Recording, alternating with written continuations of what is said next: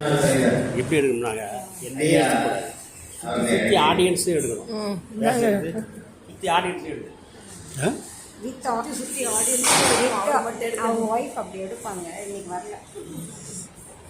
அன்பார்ந்த தாம்பரம் நகைச்சுவையாளர் மன்றத்திற்கு என்னுடைய சிறந்தாந்த வழக்குகளை நான் தெரிவித்துக் கொள்கிறேன். தாம்பரம் நகைச்சுவையாளர் மன்றம் வந்து எனக்கு புரிதல்ல. இந்த 7 ஆண்டு காலம் நான் தலைவராக தான் போயிருக்கிறேன்.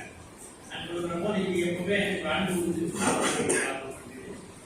இங்கே பேசுகிறவர்களாம் ரொம்ப அழகான கருத்துக்களை எல்லாம் சொன்னார்கள். அருணாஸ்ரீ அவர்கள் பேசும்போது சொன்னார்கள், கொஞ்சம் நிதி உதவி தேவைப்படுகிறது, கொஞ்சம் வாங்கி வழங்குங்கள் என்று சொல்லுகிற போது நகைச்சுவை மன்றங்கள் எல்லாம் இன்றைக்கு நிதி உதவி இல்லாமல் தான் கஷ்டப்படுகிறது என்பதை 17 ஆண்டுகளுக்கு முன்னாடி இங்க தாம்பரத்தில் நான் தலைவராக போது இட்டுடைய பேட்டி கண்டார். நகைச்சுவை மன்றங்கள் மூடப்படுகின்றனவா, நகைச்சுவை மன்றங்கள் மூடப்படுகின்ற சூழ்நிலை வருமா என்று கேட்டபோது நான் மட்டும்தான் சொல்ற நகைச்சுவையாளர் மன்றத்தில் நிச்சயமா நகைச்சுவை மன்றங்கள் மூடப்பட்டுதான் கொண்டுதான் வருகின்றது. 17 ஆண்டுகளுக்கு. ஆனா மற்ற மன்றங்கள் தலைவர்கள் தான் மதுரபாபாய்க்கு பேசிட்டானே சொல்லி ரொம்ப தப்புங்க. நகைச்சுவை மன்றங்களை போய் மூடுறாங்கன்னு சொல்லிருக்காங்க. மூடுவார்களா இல்லையா? மூடுவாங்க.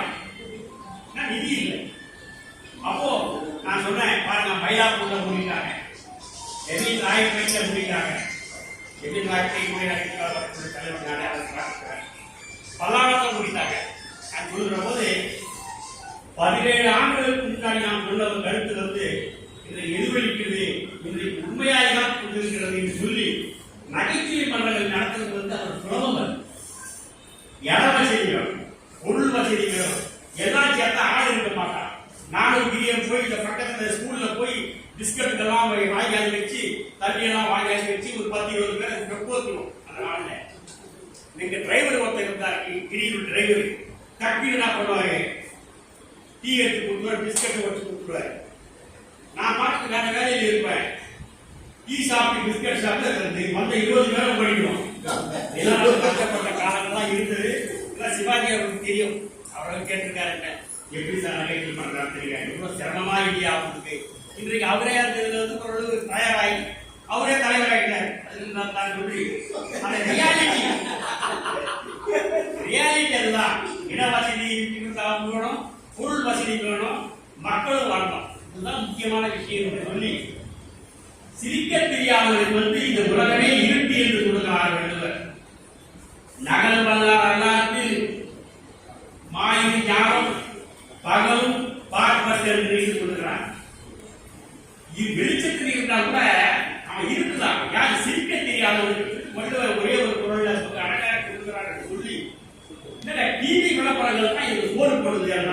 ஒய்ஃப் கிட்ட என்னப்பா டிவி விளம்பரம் நடிக்கிறியா நான் கேட்டபோது, இல்லையா அந்த டிவி விளம்பரம் வரும்போதுதான் என் மனைவி சோறு போடுவார்கள், அதைத்தான் சொன்னேன். அரசாங்க இலாக்காவிலே எலிப்பொறிகள் வாங்கி வச்சு எலிப்பொறி கொள்ளை போடணும்னு நினைச்சாங்க. எலிப்பொறி வாங்கறதுக்கு சாங்ஷன் பண்ணாங்க, எலிப்பொறி எல்லாத்தையும் வாங்கி வச்சுட்டாங்க.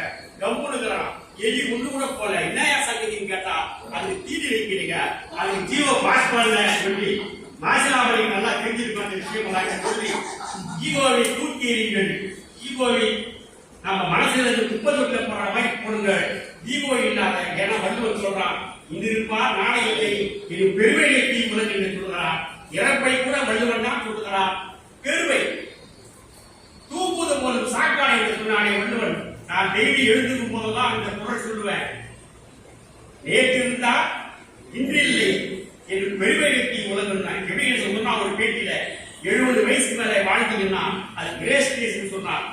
ஆனா ஜெமினிகேசன் 76 வயசுல இறந்துட்டாரு, எனக்கு 76 ஆகுது சொல்லி